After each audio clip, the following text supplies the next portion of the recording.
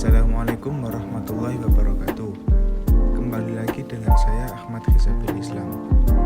Pada kesempatan kali ini saya akan membahas gangguan perkembangan bahasa verbal, reseptif maupun ekspresif.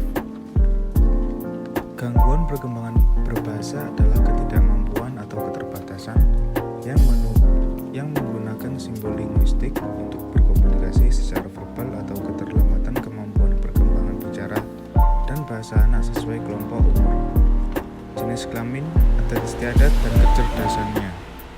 Oleh sebab itu, bila gangguan bicara dan bahasa tidak diterapi dengan tepat, akan terjadi gangguan kemampuan membaca, kemampuan verbal perilaku, penyesuaian, dan kemampuan akademis yang buruk. Orang tua atau guru perlu memahami perilaku bermasalah ini, sebab anak yang bermasalah biasanya tampak di dalam kelas, bahkan dia menampakkan perilaku bermasalah itu dalam keseluruhan interaksi dengan lingkungannya. Dengan bahasanya, manusia berkomunikasi untuk bersosialisasi dan menyampaikan hasil pemikirannya.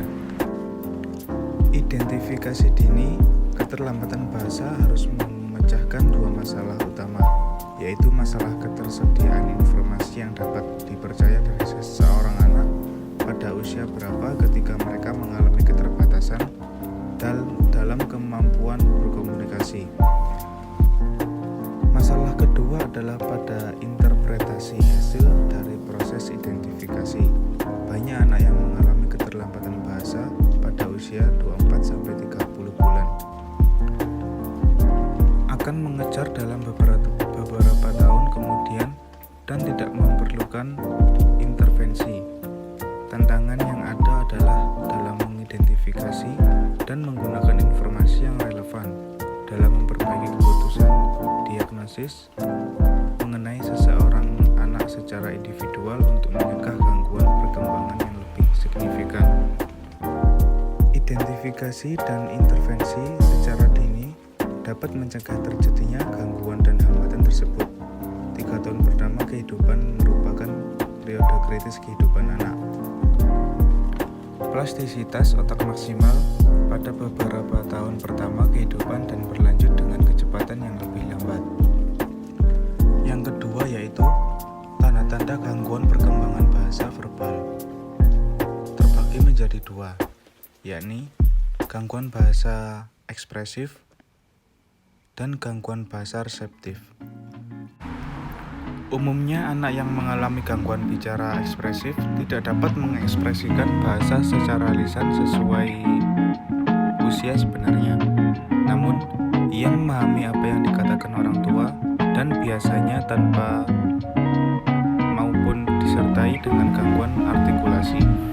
Tanda-tanda yang bisa dilihat antara lain yaitu hanya bisa mengucapkan beberapa kata saja, bahkan ada yang tak bisa sama sekali di usia 2 tahun. Yang kedua yaitu tidak mampu mengekspresikan kata majemuk atau gabungan dua kata di usia 3 tahun. Yang ketiga, kosakata terbatas. Yang keempat, sulit memilih dan mengerti kata yang tepat. Yang kelima, terkadang memendekkan ucapan yang panjang. Yang keenam, kalimat tidak sempurna, kadang kehilangan awalan atau akhiran. Yang ketujuh adalah salah menggunakan tata bahasa seperti kata penghubung, kata ganti, dan kata kerja. Anak yang mengalami gangguan bahasa reseptif mengalami kesulitan untuk memahami hal yang diucapkan orang lain. Selain kemampuan ekspresif terganggu, artikulasinya juga terganggu.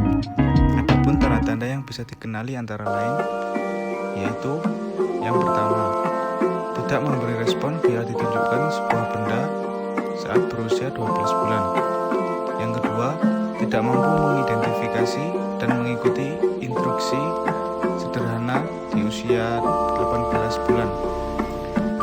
Yang ketiga yaitu sulit memahami struktur tata bahasa berupa kalimat negatif, pertanyaan, perbandingan, serta kurang memahami aspek kehalusan bahasa yang meliputi nada suara dan bahasa tubuh di usia 2 tahun. Faktor yang mempengaruhi gangguan perkembangan bahasa verbal. Ada 2 faktor yang berpengaruh dalam perkembangan bahasa anak, yaitu Kematangan fisiologis. Perkembangan bahasa berkaitan dengan kematangan fisiologis atau secara fisik dan sistem saraf pusat dalam otak. Individu dibekali dan diberi kemampuan untuk berkomunikasi dan berbahasa sejak dari dalam kandungan. Namun tentunya kemampuan tersebut tidak langsung dikembangkan secara sempurna. Yang kedua yaitu faktor sistem saraf perkembangan. Sistem saraf yang ada di dalam otak.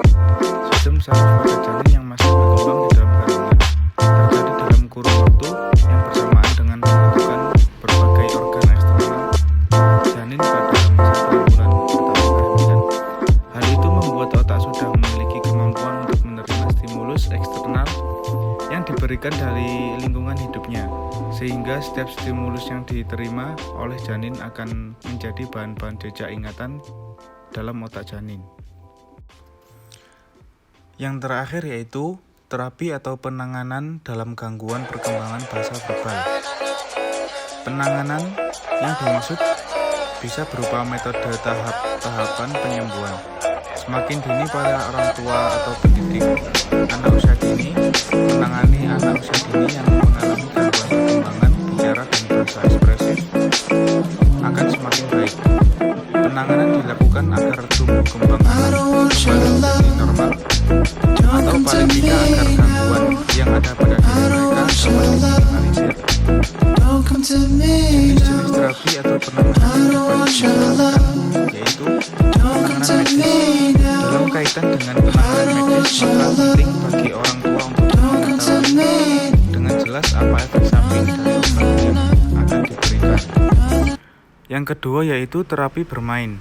Adalah salah satu bentuk psikoterapi yang digunakan bagi anak-anak lebih kecil untuk mengatasi keterbatasan verbal mereka. Yang ketiga, terapi perilaku. Tidak pernah digunakan sebagai pendekatan tunggal, yang digunakan untuk melakukan intervensi pada anak dan keluarganya. Tujuan dasar dari terapi perilaku adalah mengajarkan anak perilaku baru dengan cara mengubah lingkungan, mengajarkan keterampilan baru atau mengubah proses kognitif dan emosional anak. Kemudian ada 3 pendekatan sederhana yang dapat diterapkan oleh orang tua maupun pendidik dalam menangani anak usia dini yang mengalami gangguan bicara dan bahasa ekspresif. Yang pertama adalah pendekatan teks analisis, merupakan suatu pendekatan yang dapat digunakan untuk menangani gangguan bahasa ekspresif. Tujuannya adalah untuk meningkatkan bahasa anak dengan cara menganalisis arti kata, semantik, struktur bahasa, sintaksis, dan morfologi, dan fungsi bahasa pragmatik secara bertahap dalam tugas yang diuraikan secara rinci. Yang kedua, pendekatan perilaku digunakan dengan melakukan perubahan perilaku bahasa dan berkomunikasi yang diperlihatkan anak. Pendekatan perilaku dilakukan dengan memperhatikan interaksi interpersonal anak yang mengalami gangguan bahasa ekspresif dengan teman sebayanya maupun orang yang berada di sekelilingnya. Yang ketiga yaitu pendekatan minat.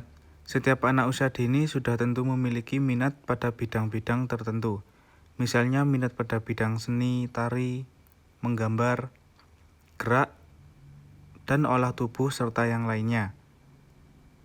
Orang tua atau pendidik dapat memanfaatkan minat tersebut untuk merangsang kemampuan bicaranya.